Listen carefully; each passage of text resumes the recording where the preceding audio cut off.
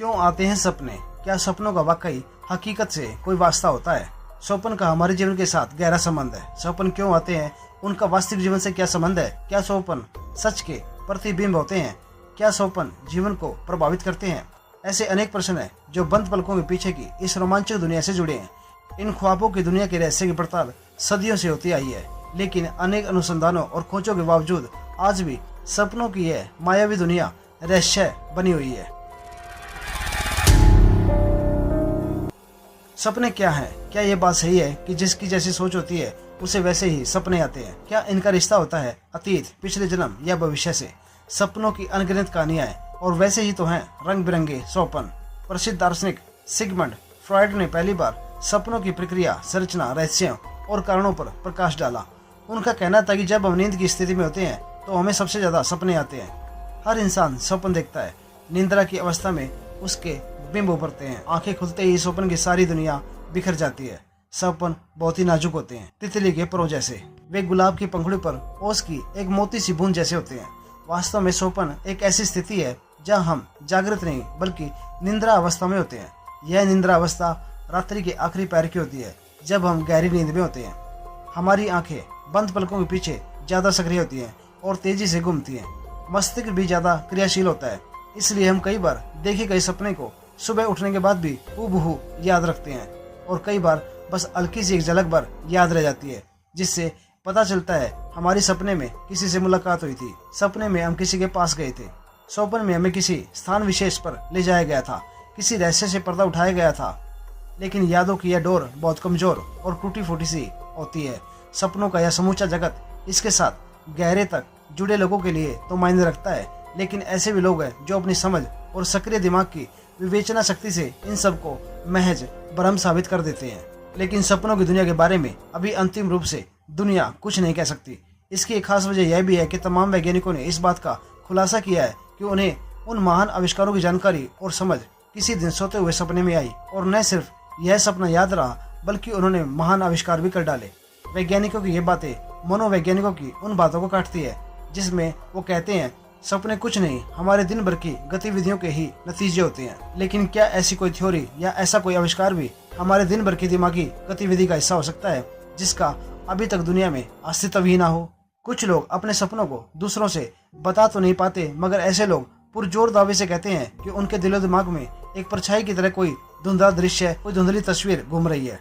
पर इससे ज्यादा कुछ पता नहीं चल पाता कि उसका मकसद क्या है, उसका कहना क्या है। दरअसल कुछ सपने बेहद निजी होते हैं। वह हमारी जिंदगी के अच्छे किसी खास मौके का टुकड़ा होते हैं या उसकी कुछ अच्छी कल्पना का विस्तार होते हैं। ऐसे सपने हमें याद रहते हैं। ऐसे सपने हमारे दिल के करीब होते हैं।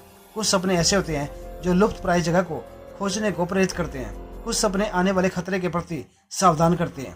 कुछ सपने जिंदगी और मौत के बीच जूझ रहे व्यक्ति के लिए जीवन दान बनकर आते हैं। किसी को सपने में मृत्यु के दर्शन होते हैं तो किसी को खोई वस्तु के संकेत मिल जाते हैं। ऐसे सपनों को लेकर एक थ्योरी है। माना जाता है कि सहज मृत्यु स्थिति में शरीर के अंदर मौजूद आत्मा किसी दूसरे शरीर को अपना घर बनाती है, लेकिन जब अकाल मृत्यु होती है तो हमारी नजर में वह प्राकृतिक मौत है। लेकिन वास्तव में ऐसा नहीं होता। तब नए शरीर में प्रवेश करने वाली आत्मा भटकती रहती है और इस भटकन के दौरान वह भी यदा कदा मृत्यु से पहले के सभी संगी साथियों और परिजनों के साथ सपनों में संवाद करती है। कभी कभी ऐसी मृत आत्माएं ऐसे लोगों को परेशान करती हैं या बदला लेती हैं जिन्होंने या तो अकाल मृत्यु में सहायता की या उनके जीवन में तरह तरह की बाधाएं, परेशानियां एवं हिंसक घटनाओं के द्वारा जीने को जटिल बनाया होगा। प्राचीन समय में सपनों के जरिए इलाज भी होता था। उसे ड्रीम थेरेपी कहा जाता था। सम्मोहन के जरिए ड्रीम थेरेपी की जाती थी। यूनान में 400 से भी ज्यादा मंदिरों में इस थेरेपी के इस्तेमाल के उदाहरण मिलते हैं। ईसा से 2 शताब्दी पहले तक ग्रीक और रोमन साम्राज्य में उपचार के लिए ड्रीम थेरेपी बहुत आम थी। कुछ लोग अपने सपनों का साफ तौर पर बयान नहीं कर पाते, लेकिन वे कुछ संकेत देते हैं, जैसे उनके दिलो दिमाग में एक परछाई की तरह कोई धुंधला दृश्य या कोई तस्वीर घूम रही है। लेकिन सपनों की दुनिया के बारे में अभी अंतिम रूप से कोई निर्णायक स्थिति नहीं बनी है। विज्ञान मानता है कि सभी स्तनधारी और जानवर सपने देखते हैं, लेकिन हमारे पुराण कहते हैं कि सभी प्राणियों में एक मनुष्य ही ऐसा होता है जो सपने देखता है। वैसे प्रसिद्ध यूनानी दार्शनिक अरस्तु ने भी कहा कि केवल मनुष्य ही नहीं बल्कि जानवर भी सपने देखते हैं। स्वप्न का जन्म कब, कैसे और कहाँ हुआ, इसकी जन्म तिथि अहमियत क्या है, यह प्रश्न आज भी अनुत्तरित है। लेकिन इतना तो बताना संभव है कि जिस दिन मानव ने सृष्टि पर चरण न्यास किया उसी समय से स्वप्न परी के सुंदर दृश्यों एवं नाटक का श्री गणेश हो गया होगा। गर्भस्थ शिशु तो क्या, पशु पक्षी भी स्वप्न लोक में विचरण करते। तभी तो कहावत प्रसिद्ध है कि सोई बिल्ली तो चूहों के ही सपन देखा करती है। अतः भिन्न भिन्न संस्कृतियों में बिखरे हुए एक एक स्वप्न सुमनों को संजोकर स्वप्न माला गूंथने का यह लघु प्रयास मानव की सोच को नया आयाम देता है। रॉबर्ट स्टीव का मानना है कि जीवित रहने के लिए स्वप्न अनिवार्य है। सपनों के प्रति ग्रहणशीलता हमारे जीवन को सुखद बनाने में बेहतर सहायक सिद्ध हो सकती है।